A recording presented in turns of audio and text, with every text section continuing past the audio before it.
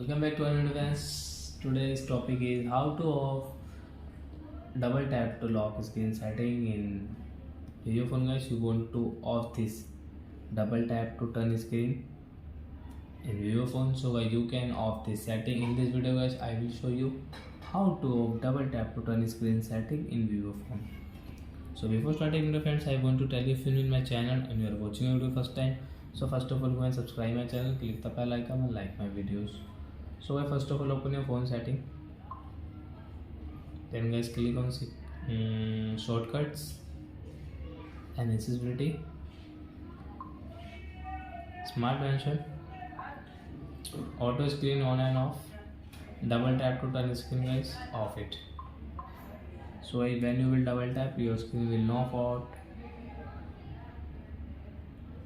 Thus you will have to press your power button.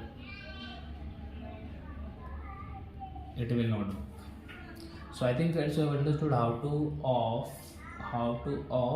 double tap to turn screen in vivo phone, and guys how to use it I have told you. So that's it guys, thanks for watching my video. Now we will meet on next video with new topic. Before guys please go and like and subscribe my channel.